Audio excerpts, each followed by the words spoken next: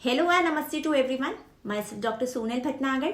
स्वागत है आप सबका मेरे यूट्यूब चैनल पे डॉक्टर सोनल हेल्थ रिवाइवल। आज मैं आपको बताऊंगी कि कोई भी फूड प्रोडक्ट्स के न्यूट्रिएंट लेवल को देखकर कैसे पता लगाया जा सकता है कि इसके अंदर कितने लेवल में टोटल शुगर अवेलेबल है। सबसे पहले जब भी हम इंग्रेडिएंट देखने जाते हैं तो हम देखते हैं कि शुगर तो नहीं लिखा है, तो बहुत सारे शुगर के साइंटिफिक टर्म्स हैं जो बहुत बार प्रोडक्शन कंपनीज जो होती है वो मेंशन करती है। उसमें आप देख सकते हैं कि जो भी फूड प्रोडक्ट्स के जो इंग्रेडिएंट हैं वो ओ से एंड होते हैं, जैसे कि सुक्रोज, फ्रुक्टोज, माल्टोज, लैक्टोज, ये सारे शुगर के कैटेगरी में आते हैं। उसके बाद दूसरी इंपॉर्टेंट चीज आपको ये देखनी है कि इंग्रेडिएंट का जो सीक्वेंस है, अगर आपका सुक्रोज सबसे फर्स्ट, सेकंड या थर्ड नंबर कैटेगरी में दिखता है तो आप समझ जाइए कि वो एज अ मेन इंग्रेडिएंट डाला गया है इन द प्रोडक्ट। तीसरा हम देखते हैं न्यूट्रिएंट लेवल। फॉर एग्जाम्पल आपको ये मैं न्यूट्रिएंट लेवल दिखा रही हूँ, इसमें टोटल शुगर से 4 ग्राम्स लिखी हुई है। इसका मतलब ये नहीं है कि इसके अंदर टोटल शुगर सिर्फ 4 ग्राम्स ही है। चलिए डिटेल में बात करते हैं इसके बारे में। अगर आप इस पर्टिकुलर न्यूट्रिएंट लेवल को ध्यान से देखते हैं तो आप देख पाएंगे कि इसके अंदर कार्बोहाइड्रेट जो है वो है 46 ग्राम्स। हम सबको ही पता है कि कार्बोहाइड्रेट्स में शुगर भी अवेलेबल होती है। तो चलिए कैलकुलेशन करते हैं। अगर मैं 46 ग्राम को डिवाइड करती हूँ 4 के साथ क्यों डिवाइड करेंगे? क्योंकि एक टीस्पून में 4 ग्राम्स ऑफ शुगर अवेलेबल हो सकती है। तो अगर मैं 46 को डिवाइड करती हूँ 4 के साथ तो उसका आंसर आता है 11.5।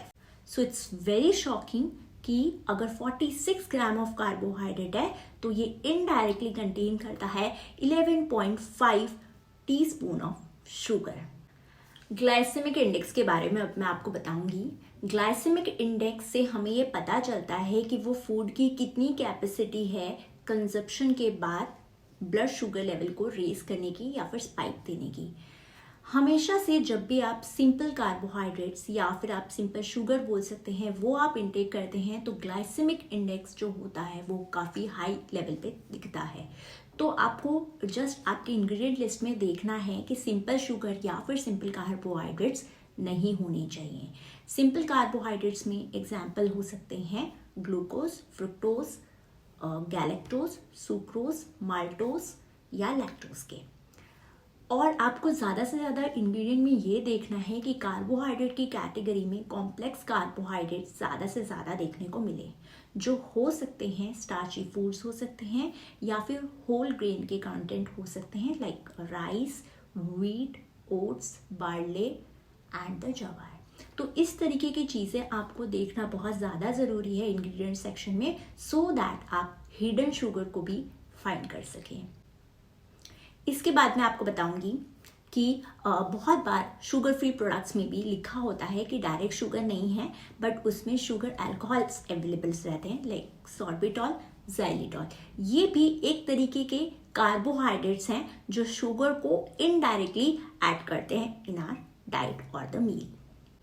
तो आज मैंने आपको बताया कि आप हिडन शुगर को कैसे स्पॉट कर सकते हैं by just seeing the ingredient section and the nutrient level section. मेरी इसी तरीके के सेशन से जुड़े रहने के लिए हिट लाइक एंड सब्सक्राइब करना ना भूलिए। मिलते हैं नेक्स्ट सेशन में नए टॉपिक के साथ। Thank you.